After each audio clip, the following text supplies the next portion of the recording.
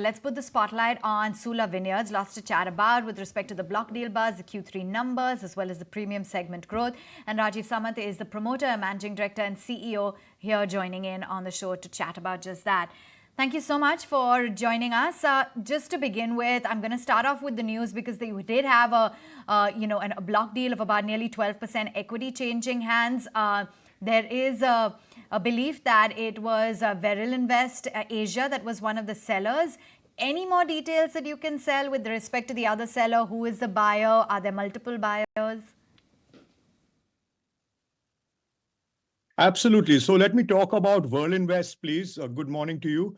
Veril Invest has been our private equity partner and associate now since almost 15 years. So it was time for them to get off. You know, most private equities stay on board a company for maybe 5 to 7 years. In this case, it's been an amazing long-term association, and they had come to the end of their journey in, any way you can look at it. So, with great mutual respect and appreciation, we've shaken hands and they have exited their final residual stake this morning.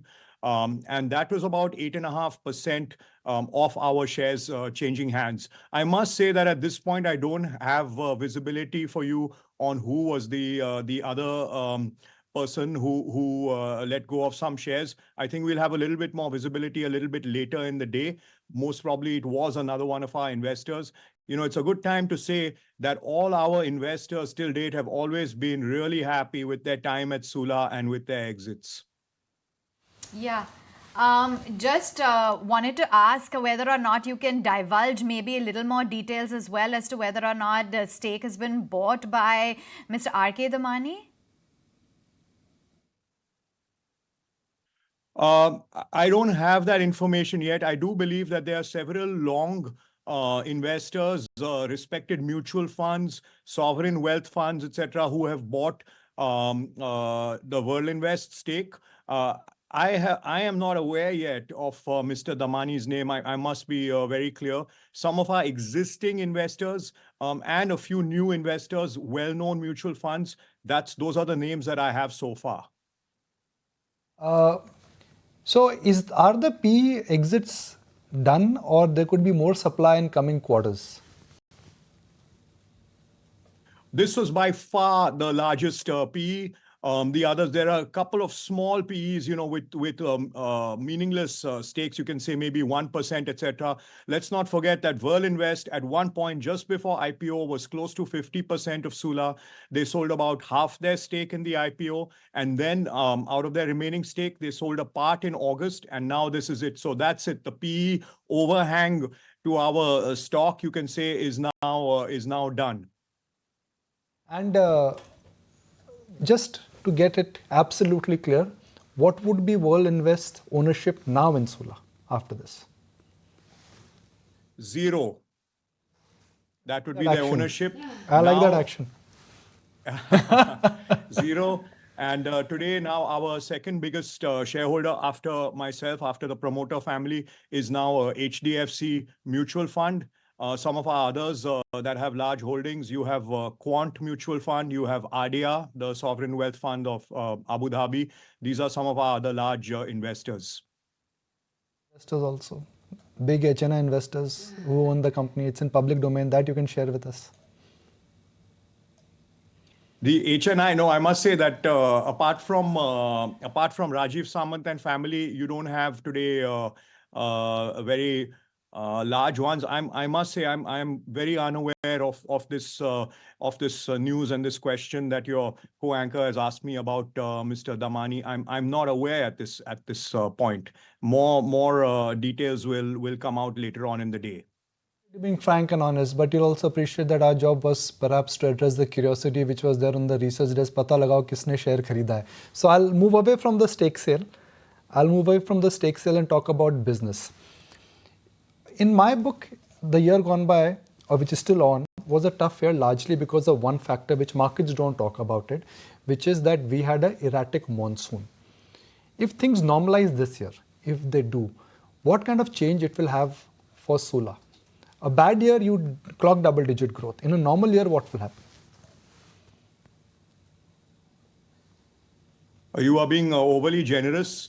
I think that we looking out to the closing out of FY24 as well as FY25, if we're talking about own brands, double-digit growth in own brands is something that we are looking forward to, and I do believe we can deliver on that front.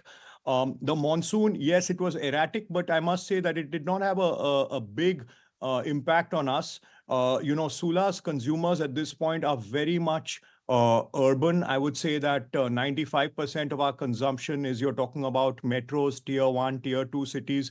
And even in that, metros is really something like 75% of our consumption. Having said that, there's been tremendous, terrific growth in the non-metro areas. So our largest selling growing states this year have been Punjab.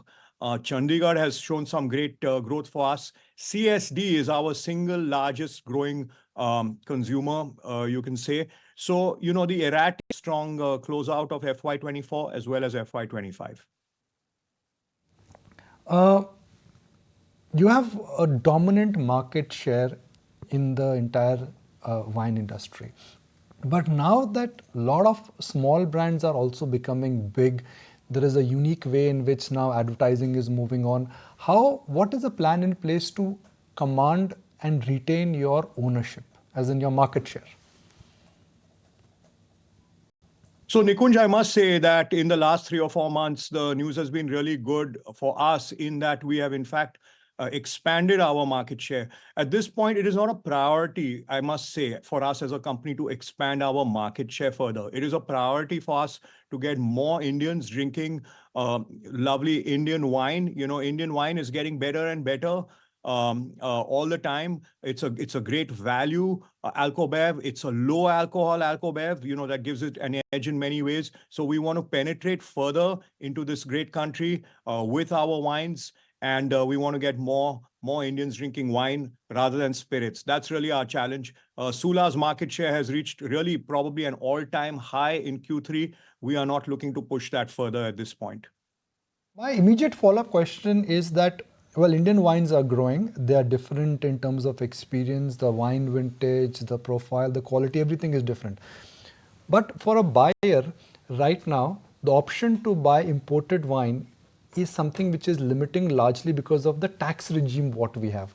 What happens when the economy will open up, when FTAs would be signed?